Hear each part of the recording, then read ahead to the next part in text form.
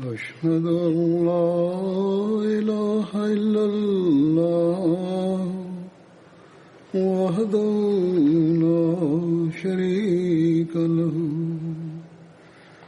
وأشهد أن محمدا عبده ورسوله أما بعد فأعوذ بالله من الشيطان الرجيم بسم الله الرحمن الرحيم الحمد لله رب العالمين الرحمن الرحيم مالك يوم الدين إياك نعبد وإياك نستعين اهدنا الصراط المستقيم صراط الذين أنعمت عليهم غير المغضوب عليهم ولا الضالين.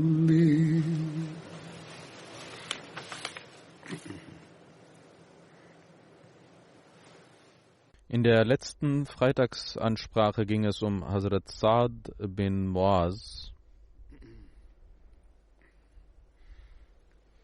Während der Schlacht von Ahzab und über Sa'd bin Muaz hat in dem Buch Siegel der Propheten Hazrat Mirza Bashir Mirza geschrieben, dass in diesem Kampf, in dieser Schlacht, die Muslime keinen großen Verlust erleiden mussten. Es sind lediglich 5 oder 6 Leute, haben den Märtyrertod erlangt.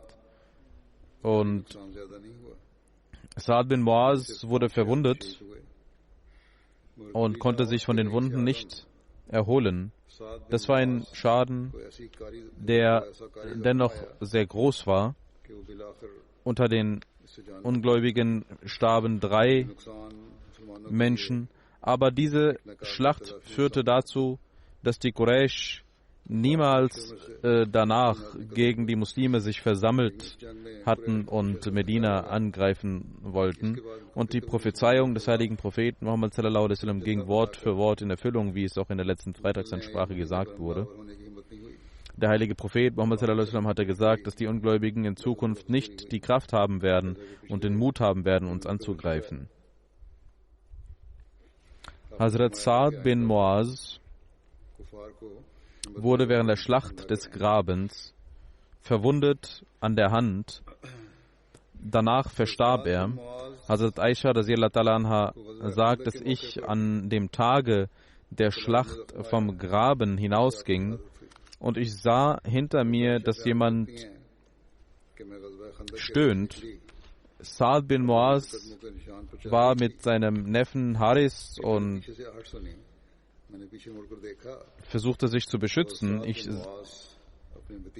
ging zu Boden und Sa'd bin Muaz ging vorbei und sprach die folgenden Worte, indem er vorbeilief.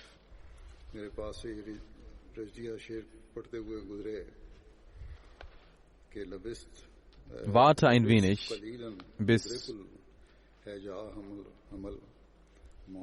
Hamal zum Krieg kommt. Wie schön ist doch der Tod, wenn die Zeit gekommen ist.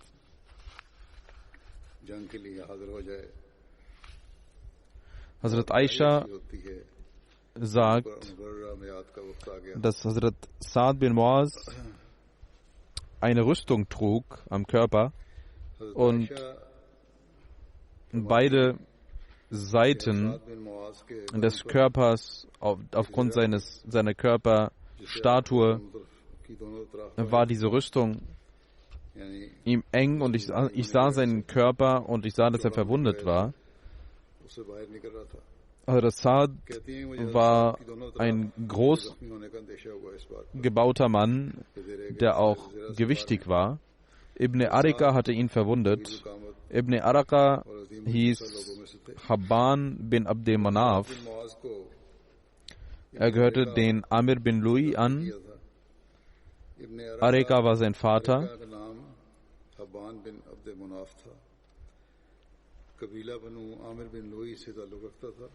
Hazrat Jabir überliefert,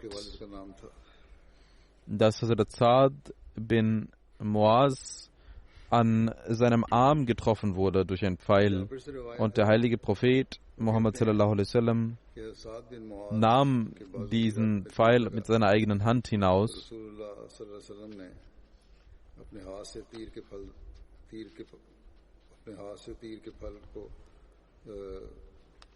und versuchte die Wunde zu behandeln. Die Wunde entzündete sich und der heilige Prophet behandelte sie abermals.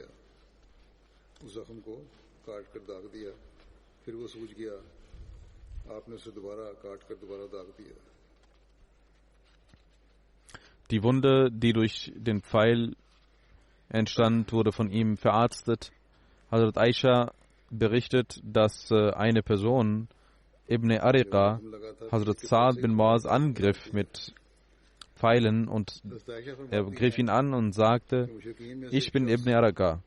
Dieser Pfeil ging in die Adern, ging in die Ader des Armes und der Saad sagte, O Allah, töte mich nicht so lange, bis ich nicht weiß, was mit diesem Stamm passiert.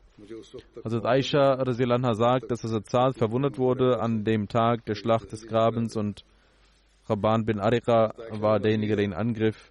Der heilige Prophet Muhammad sallallahu alaihi wasallam hatte in der Moschee ein Zelt aufgerichtet, damit er sich um ihn kümmern konnte. Hazrat Aisha sagt weiter, dass Hazrat Saads Wunde am Verheilen war und er betete, O Allah, du weißt, dass ich den Wunsch habe und das Liebe, auf deinem Wege zu kämpfen gegen die Leute, die deinen Propheten verleugnet haben und ihn vertrieben haben. O Allah, ich denke, dass du zwischen uns und zwischen ihnen den Krieg beendet hast. Wenn es noch eine Schlacht mit den Quraysh gibt, dann lasse mich am Leben.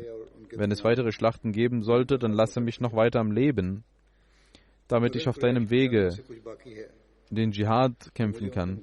Wenn du aber zwischen uns entschieden hast und es keine Schlacht mehr zwischen uns geben wird, so wie ich denke, dann lasse meine Ader öffnen und lasse mich durch diese Wunde sterben, den Märtyrertod sterben. Und Hazrat Aisha sagt, in der gleichen Nacht entzündete sich die Wunde und Blut strömte hinaus. In der Masjid Nabawi waren Menschen aus Banu Ghafar anwesend. Als sie das Blut sahen, wurden sie verängstigt. Die Leute sagten, O ihr Zeltbewohner, was ist das für ein Zelt? Was ist das für ein Blut, das da hinausströmt aus dem Zelt? Und sie sahen, dass Hazrat Saads Wunde offen war und er an dieser Wunde starb. Hazrat Ibn Abbas überliefert, als Hazrat Saad bin Muaz Blut strömte, ging der heilige Prophet Muhammad sallallahu alaihi wasallam zu ihm und umarmte ihn. Der heilige Prophet sallallahu alaihi wasallam bekam das Blut ab. Auf seinem Gesicht und seinem Bart waren Blutspuren. Und man versuchte, dass er das Blut nicht abbekam, aber der heilige Prophet Muhammad sallallahu alaihi wasallam ging noch näher zu Hazrat Saad, bis er verstarb. In einer anderen Überlieferung heißt es, als Hazrat Saad bin Muaz Wunde offen wurde und der heilige Prophet Muhammad sallallahu alaihi wasallam davon erfuhr, ging er zu ihm hin, nahm seinen Kopf in seinen Schoß und ihm wurde ein weißes Tuch gegeben und der heilige Prophet sallallahu alaihi wasallam betete, O Allah, Saad hat auf deinem Wege den Dschihad gekämpft und deinen Propheten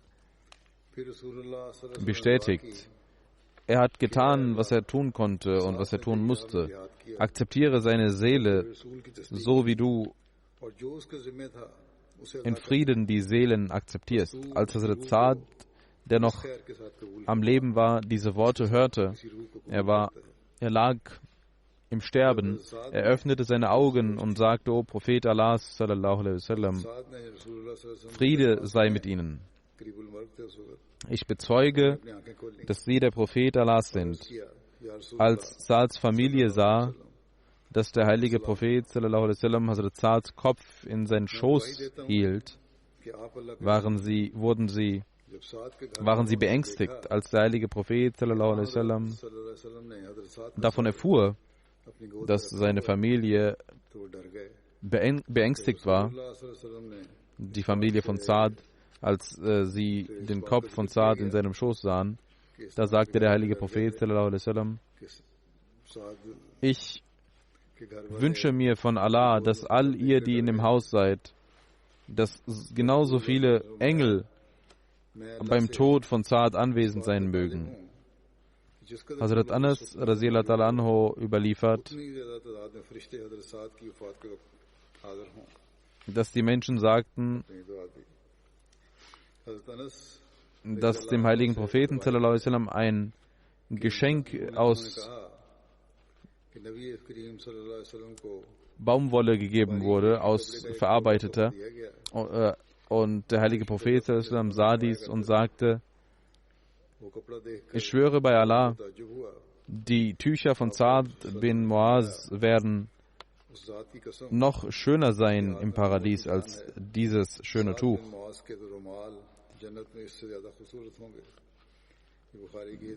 Der heilige Prophet hinderte die Menschen daran, solche Tücher zu verwenden. Und gemäß dem Hadith heißt es, dass die Menschen verwundert waren, so wie es in Muslim heißt. Hazrat Bara sagt, dass der heilige Prophet sallallahu alaihi wasallam ihm ein Tuch aus Baumwolle gegeben wurde und die Gefährten sich verwunderten. Das war ein Tuch aus Seide. Und Seide ist ein Stoff, der nicht getragen werden soll von Männern. Hazrat Jabir radhiyallahu ta'ala anhu überliefert, dass er vom heiligen Propheten sallallahu alaihi wasallam hörte: Saad bin Muaz Tod führte dazu, dass der himmlische Thron erzitterte.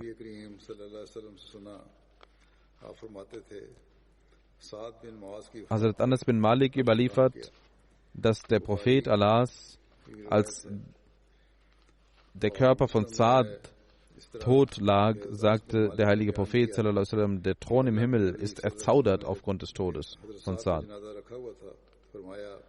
Weitere Details hat Hazrat Mirza Bashir Ahmad Sahib erläutert. Er sagt: Hazrat Saad bin Muaz war der Fürst der Aus und er wurde am Arm verwundet. Trotz der Verarztung konnte diese Wunde nicht heilen und immer wieder öffnete sich die Wunde. Da er ein sehr aufrichtiger Gefährte war und der heilige Prophet sallallahu alaihi wasallam sich um ihn insbesondere kümmerte, ließ er bei der Rückkehr von der Schlacht vom Graben sagen, dass man ihn in einem Zelt in der Moschee aufbewahren soll, damit er sich um ihn kümmern könne. Eine muslimische Frau namens Rashida hat ein Zelt, dort kümmerte sie sich. Diese Frau war eine Krankenschwester. Sie kümmerte sich um die Kranken, um die Verwundeten, und das tat sie auch mit anderen Verwundeten. Trotz dieser Aufmerksamkeit konnte Saad nicht heilen, und es geschah auch das Ereignis von Banu Qurayza, weswegen Saad auch etwas Schwierigkeiten erleiden musste. Und das waren die Tage, an denen Saad inbrünstig betete und sagte: O mein Allah, du weißt, wie sehr ich den Wunsch habe, dass ich deinen Glauben beschütze für jene und kämpfe gegen jene Menschen, die deinen Propheten verleugnet haben. Und wenn du meinst, dass es noch einen Krieg gibt, der zu führen ist, dann gib mir noch so viel Kraft, dass ich Dschihad machen kann. Wenn aber unser Krieg beendet ist, unsere Schlachten beendet sind, dann möchte ich gar nicht mehr weiterleben. Lasse mich einen Märtyrertod sterben. Und es heißt, dass Saads Wunde wieder offen wurde und so viel Blut hinausfloss, dass es aus dem Zelt hinausströmte und die Menschen dorthin gingen und Saad es nicht gut ging. Und in diesem Zustand verstarb Saad. Der heilige Prophet Muhammad sallallahu alaihi wasallam war sehr betrübt aufgrund des Todes von Saad. Und gemäß den Umständen der damaligen Zeit war der Tod von Saad ein großer Schaden für die Muslime. Und Saad hatte einen Rang unter den Ansar, ungefähr wie Abu Bakr Siddiq unter den ausgewanderten Gefährten. Er war in seiner Opferbereitschaft, in seiner Aufrichtigkeit, in seinem Dienst an den Islam, in seiner Liebe zum Propheten, hatte er einen so hohen Rang inne wie kaum ein anderer Mensch. Und jede seiner Bewegungen zeigte dies, dass er den Islam und dass er in der Liebe zum Islam und zum Propheten des Islam versunken war und dass das seine Nahrung war. Er war ein Fürst seines Stammes und hatte großen Einfluss unter den Ansar. Ein solcher spiritueller Sohn des heiligen Propheten, wenn er stirbt, dann ist selbstverständlich sein Tod ein großer Verlust für den heiligen Propheten gewesen, aber er war sehr geduldig. Als das Janaza von Saad hinausgetragen wurde, sagte die alte Frau von Saad, fing an, laut zu weinen, und in diesem Jammern und Weinen nannte sie einige Vorzüge von Saad. Der heilige Prophet sallallahu alaihi wasallam hörte dieses Jammern, und obwohl er es nicht mochte, dass man jammerte beim Tod, sagte er, diejenigen, die jammern, pflegen oft zu lügen, aber das, was Saads Mutter eben gesagt hat, war absolut richtig. Und die Vorzüge, die über Saad sie genannt hat, sind allesamt richtig. Danach betete der heilige Prophet sallallahu alaihi wasallam das Janaza-Gebet und ging mit zum Friedhof, ließ dort das Grab fertig machen und kam nach dem Gebet zurück. Und es war wohl dort, dass er den folgenden Satz sagte. Er sagte, dass der Thron Gottes erzaudert ist aufgrund des Todes von Saad. Und es heißt, dass dieser Thron auch voller Freude erzauderte, weil Allah Saad voller Freude willkommen hieß. Das heißt, das Erzaudern und Erzittern ist so zu verstehen, dass Gott ihn herzlich willkommen hieß.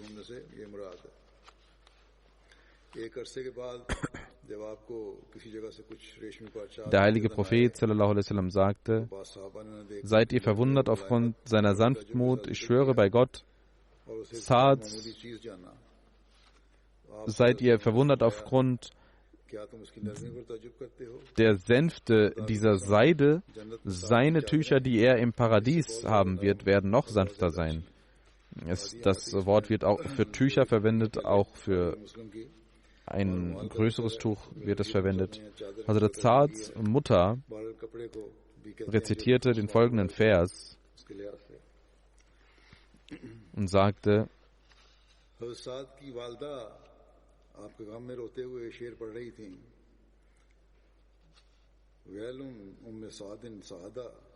die Mutter von Saad ist betrübt aufgrund von Saads Tod. Er war sehr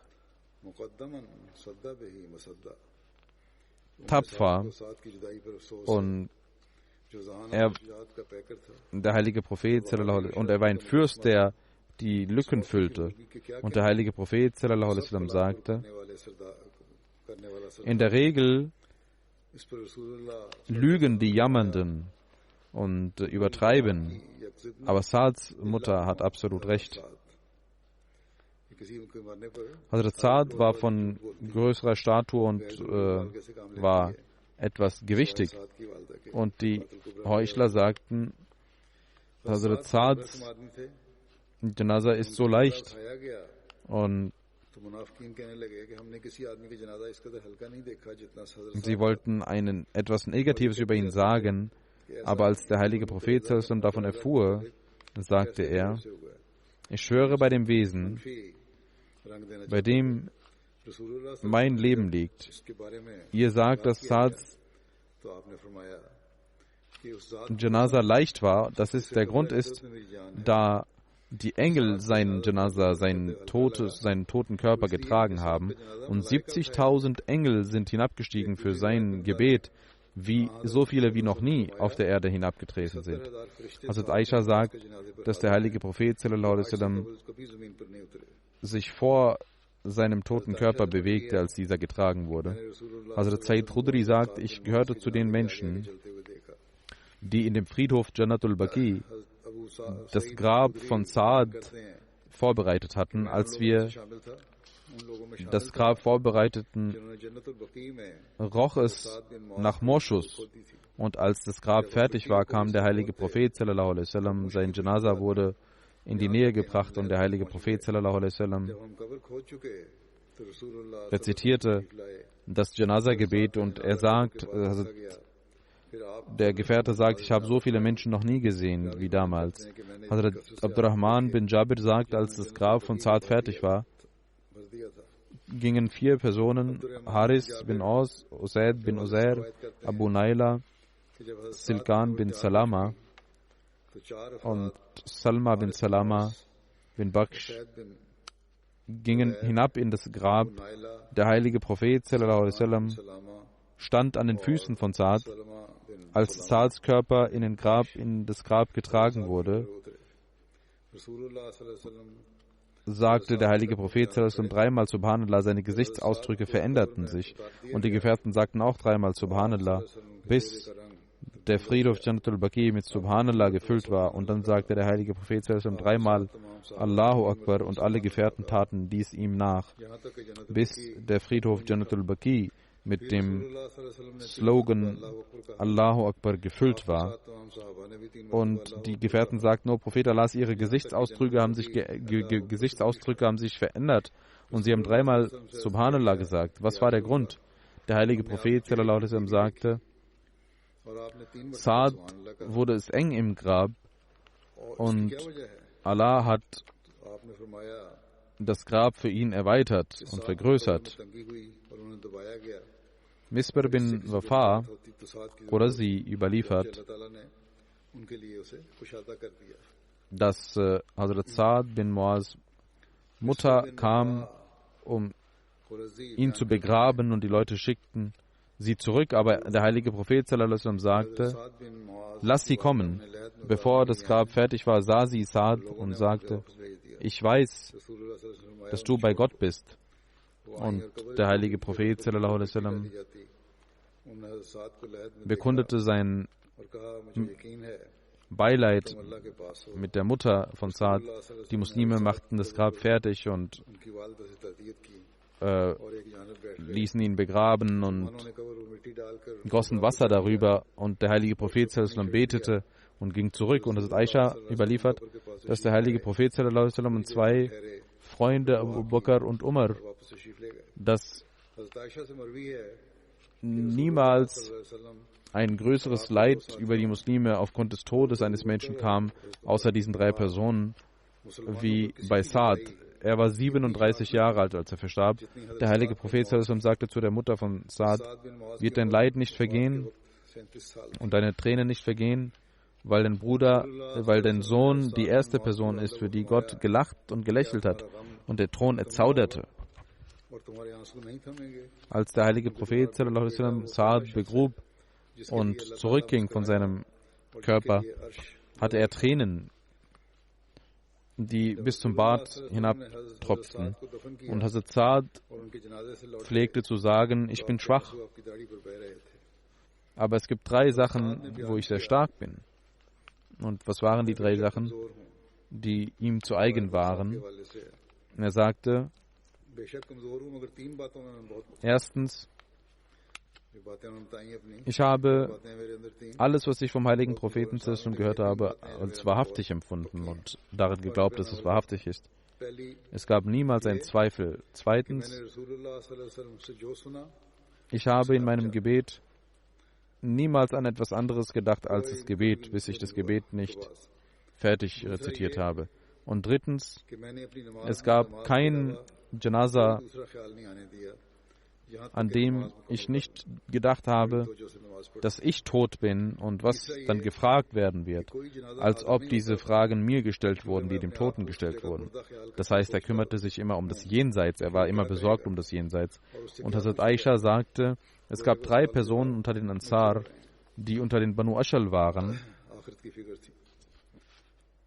und sie haben die größten Ränge nach dem heiligen Propheten sallallahu alaihi wasallam. Hazrat Saad bin Muaz, Hazrat Usaid bin Khuzair und Hazrat Abad bin Bishr.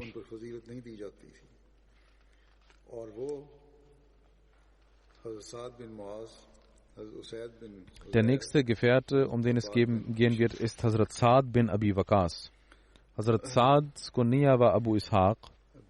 Sein Vater hieß Malik bin Oheb. Gemäß einer Überlieferung Malik bin Oheb. Sein Vater war bekannt unter Abu Waqas. Deswegen wurde Saad oft Saad bin Abi Waqas genannt. Seine Mutter war Hamna bint Sufyan. Hazrat Saad bin Abi Waqas gehörte den Quraysh und dort den Banu Zuhra an. Er gehörte zu den 10 Gefährten, denen der heilige Prophet Muhammad sallallahu alaihi wasallam in seinem Leben das Paradies verheißen hatte. Diese 10 Gefährten werden als Ashra Mubashara bezeichnet. Hazrat Saad bin Waqas verstarb als letzter unter diesen.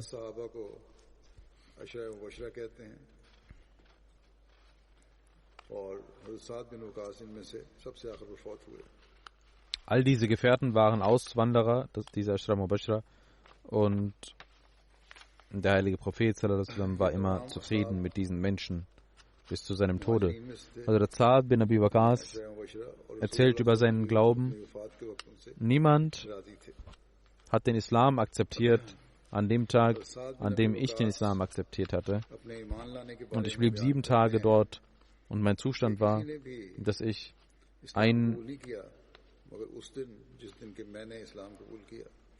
Drittel der Muslime war. Das heißt, es waren nur 3 Muslime vorhanden. Hazrat Saads Annahme des Islams wird folgendermaßen durch seine Tochter erzählt. Sie sagt, dass Hazrat Saad erzählte, ich sah im Traum, dass ich in der Finsternis bin und nichts sehe. Auf einmal sah ich, dass der Mond aufgeht und ich zu diesem Mond gehe. Ich sah, dass vor mir Zaid bin Harissa, Hazrat Ali und Hazrat Abu Bakr zum Mond gehen. Ich frage diese Menschen, wann sind sie angekommen? Und sie sagten, wir sind eben gerade angekommen. Hazrat Saad sagt, ich empfing die Nachricht, dass der heilige Prophet sallallahu alaihi wasallam insgeheim zum Islam einlädt, und ich ging zu Shebe ibn Jiyad und traf ihn. Das ist in der Nähe des Berges Safa bei Mekka, wo der heilige Prophet sallallahu alaihi wasallam auch Ziegen weiden ließ. Er hatte eben das Asr-Gebet verrichtet und ich kam zu ihm und nahm den Islam an. Hazrat Saads Tochter Aisha bint Saad überliefert, ich habe meinen Vater sagen hören, als ich zum Islam konvertierte, war ich 17 Jahre alt. In einigen Überlieferungen heißt es, dass er 19 Jahre alt war. Er gehörte zu den ersten Menschen, die den Islam annahmen. 5 Menschen gab es, die durch Hazrat Abu Bakr den Islam annahmen. Sie gehören zu den großen Gefährten des Islams. Der dritte von denen war Hazrat Sa'd bin Abi Waqqas. Das steht in Sirat Khatam al-Nabiyyin. Er war also ein ganz junger Mensch, ein Jugendlicher. Er war 19 Jahre alt. Er gehörte zu den Banu Zohra und war ein sehr tapferer Mensch. Während der Zeit von Hazrat Umar hat er den Irak erobert und er verstarb in der Zeit von Amir Muawiyah. Hazrat Sa'd bin Abi Waqqas hat viele Überlieferungen vom heiligen Propheten sallallahu alaihi wasallam wiedergegeben. Sein Sohn Mus'ab überliefert: Mein Vater sagte zu mir, dass meine Mutter geschworen hatte, also Hazrat Sa'ds Mutter, dass sie niemals mit ihm sprechen wird, bis er nicht seinen Glauben verleugnet, also bis er nicht den Islam verleugnet. Sie aß nichts und sie trank nichts. Und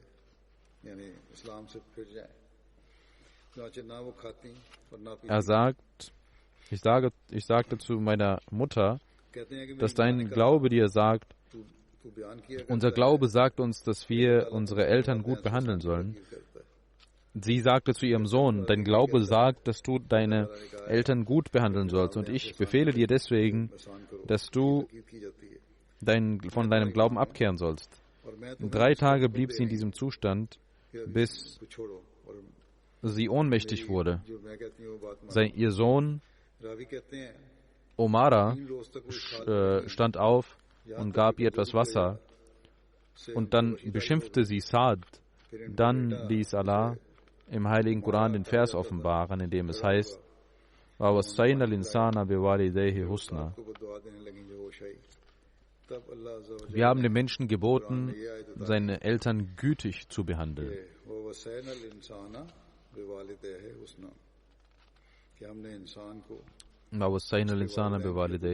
So heißt es in Al-Ankabut. Und in der Sure Luqman heißt es,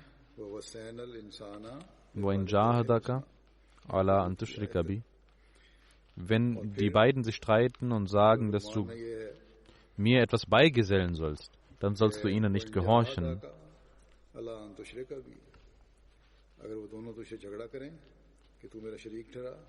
Da brauchst du ihnen nicht zu gehorchen, wenn sie sagen, du sollst mir etwas beigesellen.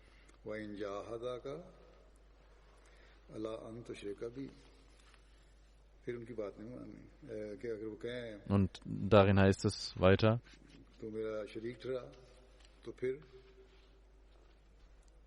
du sollst beide trotzdem gut behandeln und mit ihnen gut umgehen.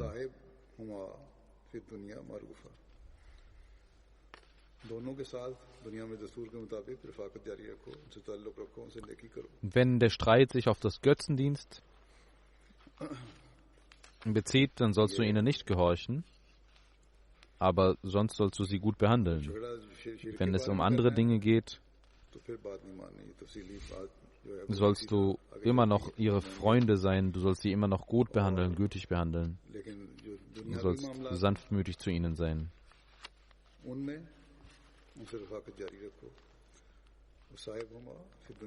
Hazrat Sa'd bin Abi Waqqas sagt, ich liebte meine Mutter sehr. In Muslim heißt es. Und in Sirat Khatam al-Nabiyyin heißt es weiter. Hazrat Sa'd bin Abi Waqqas berichtet, dass ich meine Mutter sehr liebte. Aber als ich den Islam annahm, sagte sie, O Sa'd, was ist das für ein Glauben, den du angenommen hast? Entweder sollst du diesen Glauben ablegen, oder ich werde nichts essen und trinken, bis ich sterbe. Hazrat Sa'd sagte, ich antwortete, oh, meine liebe Mutter, tu das nicht, denn ich werde meinen Glauben nicht ablegen. Hazrat Sa'd sagt, einen Tag und eine Nacht trank sie nichts und aß sie nichts und ihr Zustand verschlimmerte sich.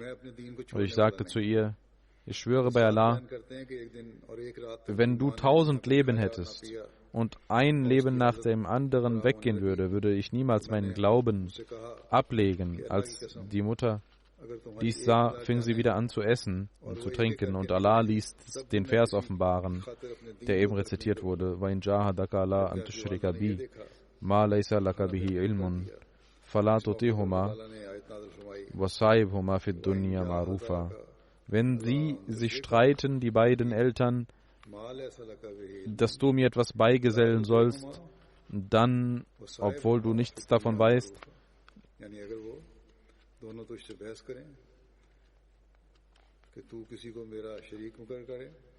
dann sollst du ihnen nicht gehorchen.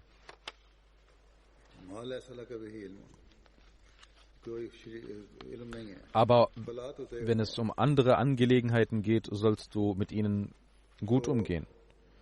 Der heilige Prophet sallallahu alaihi wasallam pflegte Saad als sein Onkel zu bezeichnen. Einmal kam Saad von vorne und der heilige Prophet sallallahu alaihi wasallam sagte: Da kommt mein Onkel mütterlicherseits. Hat jemand einen solchen Onkel, dann soll er zeigen. Imam Tirmizi hat dies erläutert und gesagt, dass die Mutter des heiligen Propheten sallallahu alaihi wasallam zu den Banu Zohra gehörte und Saad bin Abi Waqas auch zu den Banu Zohra zählte. Hazrat Abu Huraira überliefert, dass der heilige Prophet sallallahu alaihi wasallam auf dem Berg Hira war, als dieser anfing zu zittern. Der heilige Prophet sallallahu alaihi wasallam sagte: O Hira, hör auf zu zittern, denn auf dich ist ein Prophet oder ein Siddiq oder ein Shahid und sonst keiner. Und auf diesem Berge war der heilige Prophet Muhammad sallallahu alaihi wasallam, Hazrat Abu Bakr, Hazrat Umar, Hazrat Usman, Hazrat Ali, Hazrat Talha bin Ubaidullah, Hazrat Zubair bin Al-Awam, Hazrat Saad bin Abi Waqas. Das waren die Gefährten, die auf dem Berg waren. Das steht in Muslim. Während den Anfängen des Islams, als die Muslime insgeheim beteten, ging einmal Hazrat Saad in einem Tal in Mekka und betete dort, und die Götzendiener kamen dort und sahen sie und verspotteten die Muslime, als diese beteten. Sie fingen an, den Islam zu verunglimpfen, ihren Glauben zu verunglimpfen, bis es zu einem Streit kam. Also Saad ließ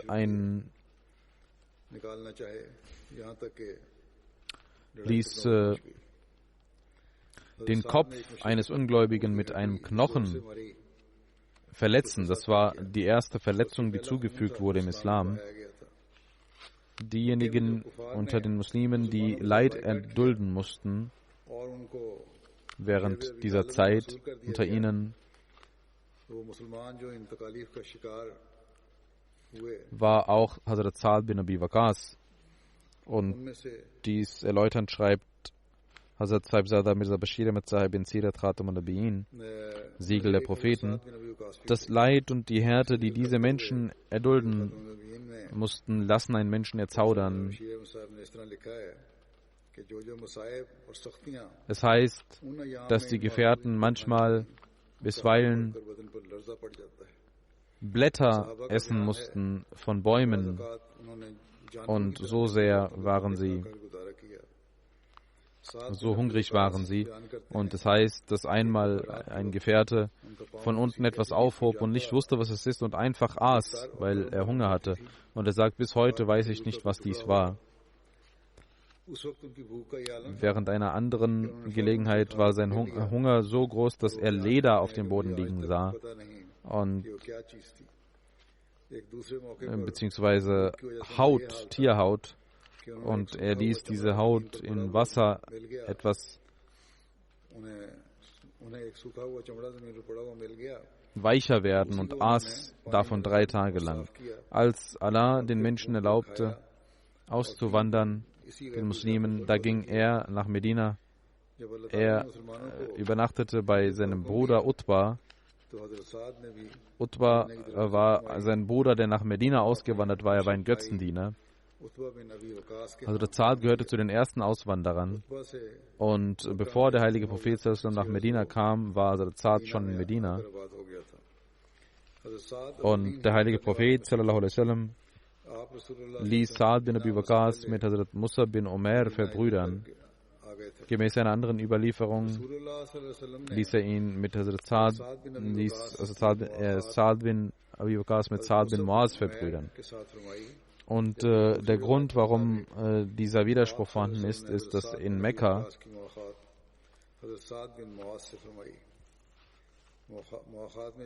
Maulana Ghulam Bari Saif hat geschrieben, dass er in Mekka mit Musab verbrüdert war, aber in Medina mit Hazrat Saad bin Muaz. Hazrat Saad gehörte zu den tapferen Reitern der Quraysh.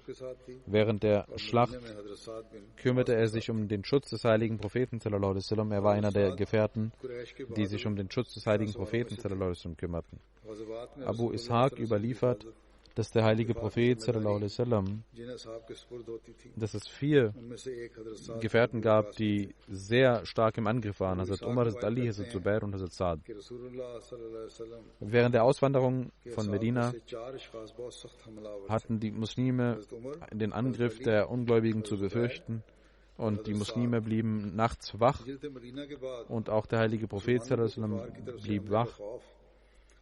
Darüber heißt es in einer Überlieferung, Hazrat Aisha überliefert,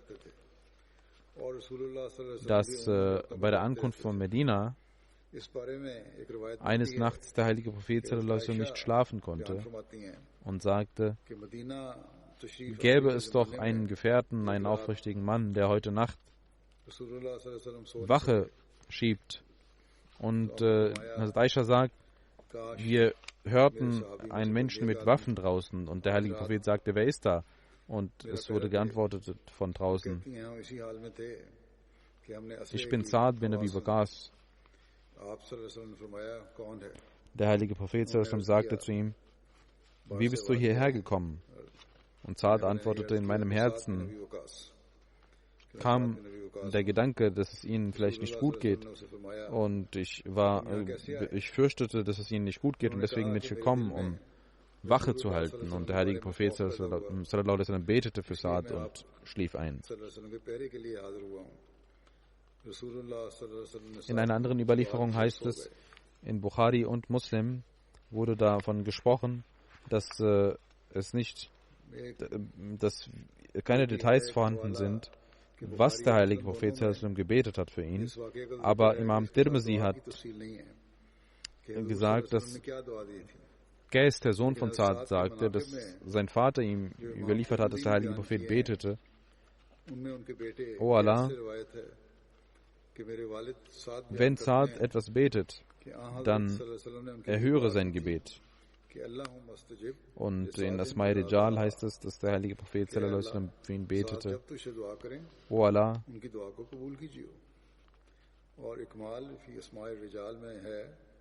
lasse seinen Pfeil immer das Ziel treffen und erhöre sein Gebet. Aufgrund dieses Gebetes war Hazrat Saad berühmt für die Erhörung seiner Gebete. Er betete oft. Jemand machte ihm einen falschen Vorwurf und er betete gegen ihn: O Allah, wenn er lügt, dann nimm ihm das Augenlicht bis ins hohe Alter und lass ihn in einer Fitna sein. Und alles geschah genauso. In einer anderen Überlieferung heißt es, dass Qais bin Hazim überliefert: Ich war im Bazar von Medina, als ich Azaru Zaid erreichte, und ich sah, dass eine Masse von Menschen dort vorhanden waren, mit einer Person, die Hazrat Ali beschimpfte. Und Hazrat Saad bin Abi Waqas kam dort an, blieb stehen und fragte, was ist passiert. Die Menschen antworteten, dass dieser Mensch Hazrat Ali beleidigt.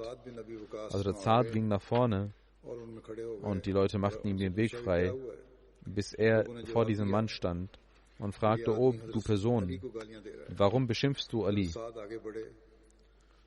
Hat er nicht als erstes den Islam angenommen? War er nicht der Erste, der betete mit dem heiligen Propheten sallallahu alaihi wasallam, ist er nicht der Gottesfürchtigste unter den Menschen? Ist er nicht der Gebildetste unter den Menschen? Also Saad sagte derartige Sachen, bis er sagte, hat der heilige Prophet sallallahu alaihi wasallam nicht seine Tochter ihm gegeben und ihn zu seinem Schwiegersohn gemacht? War er nicht derjenige, der den Banner hielt während der Schlachten? Und Hazrat Saad schaute zur Qibla und ließ seine Hände emporheben und sagte, oh Allah, wenn er einen Freund Gottes beschimpft hat, also Ali, dann zeige du dein Zeichen, bevor diese Menschen hier weggehen. Und der Überlieferer sagt, in Mustadrik, Qais sagt, ich schwöre bei Allah, wir waren noch nicht weg, als das Reittier ihn fallen ließ und sein Kopf verwundet wurde und er starb.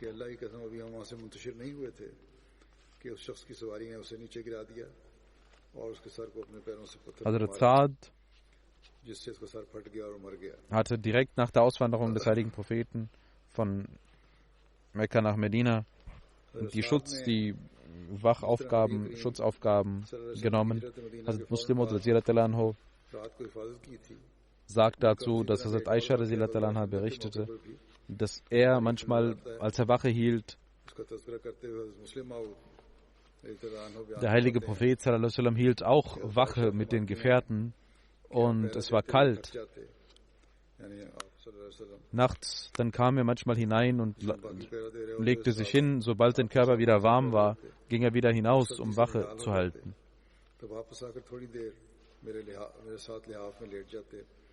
Und so geschah es.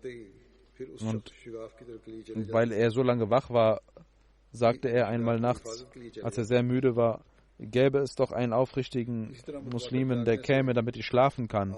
Und Saad bin Abi Waqqas kam hinaus und der heilige Prophet fragte, warum bist du gekommen? Und er antwortete, ich bin gekommen, um Wache zu halten. Der heilige Prophet sagte, ich brauche keine Wache. Geh dorthin zum Graben und halte dort Wache, damit die Muslime geschützt blieben. Und Saad ging, um dort Wache zu halten. Und der heilige Prophet sallallahu alaihi wasallam konnte schlafen. Die restlichen Ereignisse über Saad bin Abi Waqqas werden künftig weitergeführt. Ich werde einige Janazas heute verrichten. Als erstes geht es um Master Abdul Sami Khan Sahib aus Kadgari. Er ist am 6. Juli in Rabwa verstorben. Inna lillahi wa inna ilaihi raji'un. 1937 wurde er in Qadian geboren. Sein Vater Abdurrahim Sahib Kadgari war ein aufrichtiger Diener der Jamaat. Sein Großvater Hazrat Chaudhry Abdus Salam Khan Sahib Kadgari war ein Gefährte des verheißenen Messias al-Islam und machte das Bait auf der Hand des weißen Messias al-Islam.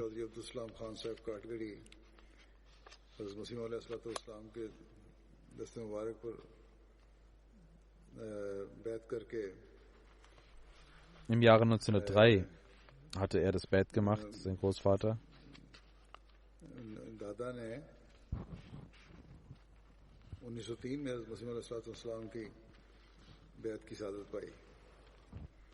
Er hat in Qadian die Schule besucht, dann kam er nach Rabwa und machte dort seinen Realschulabschluss. Er hat einen Sohn und eine Tochter hinterlassen. Seine Ehefrau ist vor 3 oder 4 Jahren verstorben. 1960 machte er Bachelor of Science und arbeitete in dem Talim al-Islam College. 1962 machte er B.Ed und arbeitete als Lehrer. 1969 machte er M.Ed in Punjab University und war ein Lehrer. 1972 wurde er zum Rektor in Rabwa ernannt von Talim al-Islam College. Dann wurde die Schule verstaatlicht. 1970 ließ die Regierung ihn in eine andere Schule versetzen. Und er konnte in vielen Schulen lehren. 2005 bis 2009 war er Sayyid Ansarullah, 2013 bis 2016 Sadr Halqa Darul Rahmat Sharqi in Rabwa. Er war auch mein Lehrer in der Schule und hatte eine sehr gute Art und Weise zu unterrichten. Er war ein sanftmütiger Mensch. Er konnte sehr gut beibringen. Möge Allah seine Ringe erhöhen, ihm vergeben und Barmherzigkeit erweisen und auch seinen Kindern die Kraft geben, mit der Jamaat und mit dem Khilafat verbunden zu bleiben. Das zweite Janaza ist von Sayyid Mujibullah Sadiq Sahib. Er ist am 28. Mai im Alter von 83 Jahren verstorben. Inna lillahi wa inna ilaihi raji'un. Er war der Sohn von Sayyid Sadiq Ali Sahib und Sayyida Salma Begum Sahiba, Tochter von Mahbub Alam Bihari Sahib. Er wurde in Qadian geboren. Dort im reinen Dorf von Qadian verbrachte er seine Kindheit. Sein Vater Sayyid Sadiq Ali Sahib hatte an der Hand des ersten Kalifen das Bait geleistet. Sein Großvater Sayyid Mahbub Alam Sahib mütterlicherseits 1947 bei der Teilung von Indien und Pakistan starb er den Märtyrertod aufgrund einer Kugel, die ihn traf. Der Bruder seines Großvaters, Sayyid Mahbub Alam Sahib, war Auditor von Sadr Anjuman Ahmadiyya und hatte auch die Ehre, dass er von Bihar nach Qadian zu Fuß kam und das Bett machte.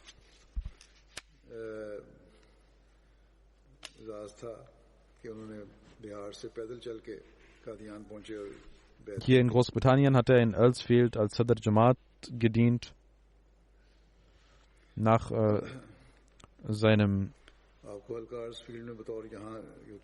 seiner Pension konnte er im Büro von Amir Jamaat UK dienen. Voller Aufrichtigkeit hat er dort gedient. Er war immer sehr sanftmütig. Er war ein humorvoller Mensch. Er arbeitete sehr konzentriert, aber ließ andere niemals viel machen, sondern arbeitete viel für andere Menschen. Er heiratete Aisha Sadiq Sahiba, also Tochter von Babu Alam Sahib, der damals in Rabwa. 1968. Seine Frau konnte auch in Rabwa in der Lajna Maila dienen. Er hat 2 Söhne und 2 Töchter. Dr. Kalimullah Sadiq Sahib in MTA dient er. Durch die Gnade Allahs war er ein Mensch, der immer das Tahajjud verrichtete. Er ging zur Umrah. Er hatte Schmerzen im Knie. Seine Ehefrau sagt, dass er trotz dessen, dass man ihm einen Rollstuhl gab, sagte er, nein, ich möchte noch mehr Lohn bekommen, deswegen von Gott, deswegen ging er zu Fuß. Er kümmerte sich immer um seine Chanda. Seine Kinder und auch andere Menschen haben mir geschrieben über seine Vorzüge. Die Kinder tun dies natürlich und die Kinder sind Mashallah mit der Jamaat sehr verbunden und das zeigt, dass dies eine Erziehung war, die er in seinen Kindern, die Liebe, die er einpflanzte für das Khilafat und für die Jamaat. Aber wie der heilige Prophet gesagt hat, dass die Nachbarn des Menschen und seine Freunde die Zeugen des Menschen sind. Und bezeugen, was er gemacht hat. Und Mujibullah Sadiq Sahib hat sicherlich, das kann man von ihm behaupten, dass seine Nachbarn und seine Freunde, Nicht-Muslime, Muslime, allesamt seinen Dienst loben und seine Aufrichtigkeit. उनके हमसाए गैर मुस्लिम भी Und nach seinem Tode waren alle sehr betrübt. जिनकी वो खिदमत करते रहे Und diejenigen, die mit ihm im Büro arbeiteten, jeder उनकी खिदमत करवाते रहे hat seine Vorzüglichkeit न्याय und seine Ernsthaftigkeit bei der Arbeit. इसी तरह उनके दफ्तर में साथ काम करने वाले हर शख्स ने उनको उनकी Und मिजाजी और काम में लगन और संजीदगी dass er, wie er diente und wie er den Menschen auch diente, इसके wie er auch anderen Tee gab und wie er sich um andere kümmerte. Als ich nach Islamabad umzog, जिक्र किया है letztes Jahr, करते थे और लोगों की खिदमत भी करते थे hatte er die Sorge, तो किसी को पिलाते थे die er mir im Mulakat auch äußerte, मुस्तकिल हुआ हूं wie werden wir jetzt jeden Freitag hinter Ihnen das Freitagsgebet verrichten? Und ich sagte, जिसका उन्होंने मुझे मुलाकात में इजहार किया Inshallah, ich werde वो ये auf den थी कि Baitul अब हम Futuh हर हफ्ते die Jumma verrichten. आपके पीछे जुमा किस तरह पढ़े Und wenn ich in Islamabad bin, dann können Sie auch nach Islamabad kommen. Und er war wieder sehr zufrieden. इंशाल्लाह अक्सर जुमे बैतुल फतूह में Deswegen hatte er auch seine Kinder in die Nähe der Moschee gebracht. ये बात सुन के फिर उनके चेहरे पर Und nach der Auswanderung von Hazrat Msih Rabi hatte er ein Haus उनके अपने बच्चों को मस्जिद के करीब रखने की in der Nähe der Moschee gekauft oder sich besorgt und er ging immer eine Stunde bis zur Arbeit. Er hatte halt die Sorge, dass die Kinder immer beim Gebet in der Moschee sind und deswegen hat er die Sorge, wie er hierher kommen sollte. ताकि बच्चे Er war ein sehr aufrichtiger Mensch, frommer Mensch, der voller Treue sein Leben verbracht hat की वजह से und auch in den Kindern dies versucht hat zu implementieren. Möge Allah मुखलिस और नेक इंसान थे बड़ी वफा के साथ seine Ränge erhöhen, ihm Barmherzigkeit und Vergebung erweisen und auch seinen Kindern die Kraft geben, mit dem Khilafat und der Jamaat verbunden zu bleiben, gemäß seinem Wunsch und उनसे मग़फ़िरत और रहम noch mehr als फरमाए, das. इनके दर्जात बुलंद फरमाए और इनके Auch बच्चों को भी möge er seiner Ehefrau तो जमात से Frieden geben und इनकी ख्वाहिश के मुताबिक in seinem Schutze से बढ़कर वो möge sie sein. ये किताब Das dritte Janaza habe ich schon berichtet, aber letzten Freitag habe ich es vergessen. Unser फरमाए alter तीसरा Diener und das Rahim Molla Rana Naimuddin Sahib Marhum, गुज़श्ता जो में रह गया था auch sein Janaza werde ich heute verrichten पुराने कारकुन और nach dem Freitagsgebet. नईमुद्दीन साहब Möge Allah die Ränge aller dieser Menschen erhöhen und Barmherzigkeit erweisen. इन जनाज़ों में इंशाल्लाह जो अदा करूंगा जुमे के बाद में शामिल होगा अल्लाह ताला इन सब के साथ मग़फ़िरत और रहम का सलूक फरमाए